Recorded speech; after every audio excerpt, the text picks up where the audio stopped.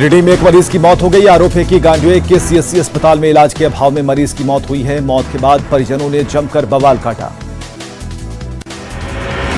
धनबाद के सेंट्रल अस्पताल में भर्ती बीसीसीएल कर्मी की इलाज के दौरान मौत हो गई। इलाज में लापरवाही का आरोप लगाकर जमकर हंगामा किया। परिजनों का कहना है कि गलत इंजेक्शन देने से मरीज की मौत हुई।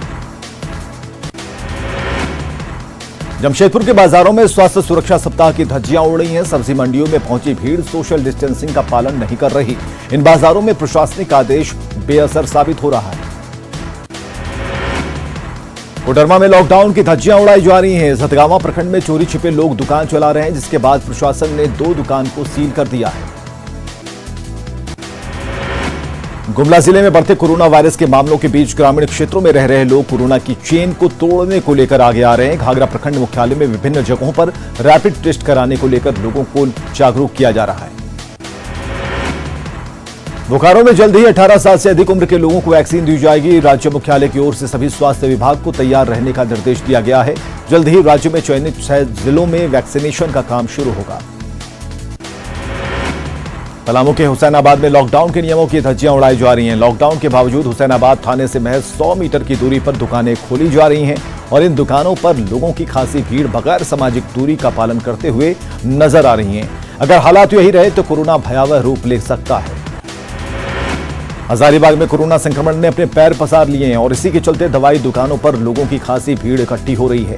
अहम बात यह है कि इन दुकानों पर सोशल डिस्टेंसिंग का बिल्कुल भी ध्यान नहीं रखा जा रहा। जमशेदपुर में कोरोना की बढ़ती रफ्तार के बीच टीकाकरण अभियान पर संकट गहराने लगा है। शहर के सभी केंद्रों पर वैक्सीन की किल्लत है और ऐसे में तय समय में दूसरी डोज नहीं लगने से लोग परेशान हैं। टीकाकरण के लिए लोग केंद्रों के चक्कर लगा रहे हैं। कोरोना के बढ़ते संक्रमण को देखते हुए देवघर प्रशासन ने टावर चौक पर मास्क चेकिंग अभियान चलाया। इस दौरान बगैर मास्क के घूमते लोगों से जुर्माना वसूला गया। वहीं पुलिस ने लोगों से कोरोना नियमों के पालन करने की अपील की। की कालाबाजारी को रोकने के लिए उड़नदस्ता टीम ने मेडिकल दुकानों का निरीक्षण किया। इस दौरान जरूरी दवाओं के स्टॉक सप्लाई बिल के बारे में जानकारी ली गई। जिन दुकानों में जरूरी दवाइयां उपलब्ध नहीं है उन्हें जल्द आपूर्ति करने का आदेश दिया गया। रांची में चलते टैंकर में आग लग गई। हादसा नामकुम खरसीदाग रोड के पिंडारकोम के पास की है। स्थानीय लोगों ने पुलिस और अग्निशमन विभाग को सूचना दी।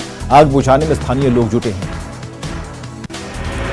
देवघर सदर अस्पताल के बाहर मेडिकल दुकान से मोबाइल चोरी की तस्वीरें सामने आई हैं। देर रात एक चोर ने मेडिकल स्टाफ विपिन कुमार का मोबाइल चोरी कर लिया। पूरी घटना सीसीटीवी कैमरे में कैद हो गई।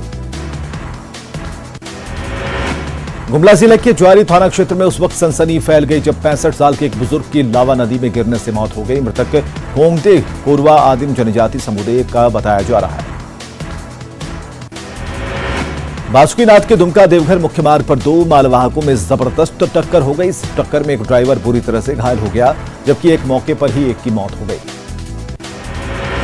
जसीडीह में पिकअप वैन और ऑटो में जोरदार टक्कर हो गई। इस टक्कर में करीब आधा दर्जन मजदूर घायल हो गए। एक की मौत हो गई। सभी मजदूर सूरत से लौटे थे और अपने घर चकाई जा रहे थे। गिरिडीह के राजपुरा गांव में बिजली गिरने से 5 लोग झुलस गए हैं। इस घटना में 3 लोगों की मौत हो गई है। गांव के किनारे घर बनाने का काम चल रहा था, तभी बिजली गिरने से हादसा हुआ। देवघर के सरैया हाट थाना क्षेत्र में सड़क हादसे में बाइक सवार घायल हो गया, जिसे देवघर सदर अस्पताल में भर्ती कराया गया। हादसा दिघी मोड़ के पास का है। चतरा की खोरी में कोयला लदा ट्रक का अनियंत्रित होकर पलट गया। इस दुर्घटना में ड्राइवर और खलासी बाल बाल बच गए। कुछ घंटों बाद क्रेन की मदद से ट्रक को बाहर निकाल लिया गया है। पलामू में रोजगार सेवक को घूस लेते एसीबी की टीम ने रंगे हाथ गिरफ्तार किया। रोजगार गारंटी अधिनियम के तहत फॉर्म पर साइन करने के लिए 10,000 की मांग की गई थी, जिसकी शिकायत पर रोजगार सेवक को गिरफ्तार कर लिया गया।